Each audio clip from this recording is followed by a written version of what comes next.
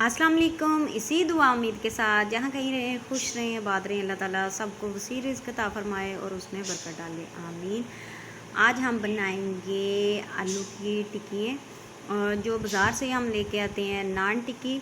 तो बहुत easy recipe है, आप घर पर बनाएं और बहुत मज़े की है, बहुत आसान है। तो चलें स्टार्ट करते हैं। इसके लिए मैंने बॉयल आलू लिए हैं, हाफ़ kg लिए हैं और इसको मैंने ठंडा करने के बाद मसल लिया है। तकरीबन इसको थोड़ा सा हम मोटा मोटा सा रखेंगे, दानेदार जैसे होता है इसी तरह की बाज़ार से हमें टिक्की मिलती है। हम सेम जैसे बाज़ार से मिलती है उसी तरीके से बनाएंगे।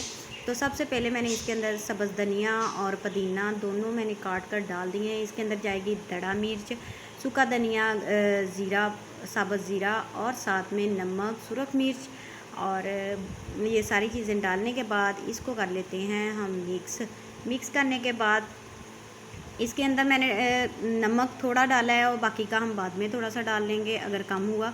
तो यहाँ पर मैंने दड़ा मिर्च भी डाल दी, सुरख मिर्च भी, नमक और साबुत ज़ीरा और साबुत सूखा धनिया और दड़ा मिर्च, ये सारे मसाले मैंने इसके अंदर शामिल किए हैं।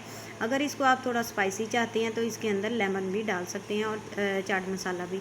यहाँ पर हाथ की मदद के साथ मैं इसके टिक्कियाँ बना लूँगी और हल्का सा ऊपर ऑयल लगा लिया तो ज़बरदस्त ही हमारी टिक्कियाँ तैयार हैं। तो यहाँ पर मैंने बेसन को छान लिया बोल के अंदर और इसके अंदर 2 चम्मच ऑयल के डालेंगे। इसको हम क्रिस्पी करने के लिए ऑयल का इस्तेमाल कर रहे हैं, चाहें तो आप घी का भी इस्तेमाल कर सकते हैं। हाफ़ चम्मच नमक का इसके अंदर शामिल करेंगे और साथ में ही हम थोड़ी सी दड़ा मिर्ची इसके अंदर स्पाइसी करने के लिए डाल देंगे कि इसके जो क्रिस्पीपन ऊपर होगा बेसन का तो लेयर वो थोड़ी क्रिस्पी हो जाएगी। दड़ा मिर्च डालने से ठंडा पानी के साथ मैंने इसका पेस्ट बनाऊंगी, थोड़ा थोड़ा डालते जाएंगे। जो इस बेसन के लम्स बने होते हैं गुठलियाँ वगैरह वो ख़त्म हो जाए। कलर के लिए हम फूड कलर का भी इस्तेमाल कर सकते हैं। यहाँ पर मैंने हल्दी डाल ली है, चाहे तो आप फूड कलर भी डाल सकते हैं 1 चुटकी। इसको मिक्स कर लेंगे अच्छे से। मिक्स करने के बाद इसको हम फ्राई करेंगे टिक्कियों को। तो ये देखें, बस हमने इतना लिक्विड सा ज़्यादा नहीं बनाना, दरमियाना सा पेस्ट बनाकर इसको हम फ्राई कर लेंगे कि टिक्कियों के ऊपर बेसन ठहर जाए।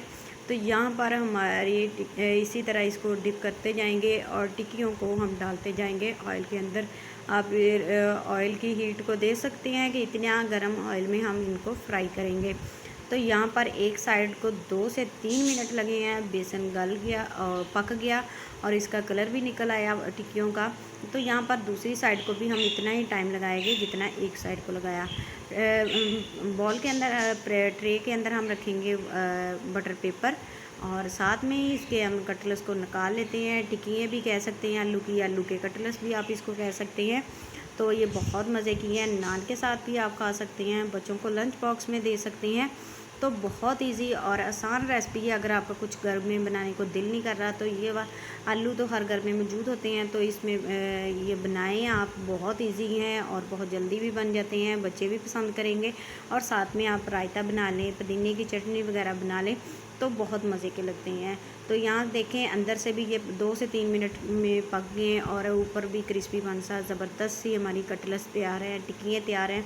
नान टिक्की भी नान के साथ भी खा सकते हैं आप इसको दोपहर में, और रोटी के साथ भी, पराठे के साथ भी आप इंजॉय करें। इंशाल्लाह आपके साथ नई रेसिपी शेयर करूँगी। तब तक के लिए अल्लाह हाफिज़।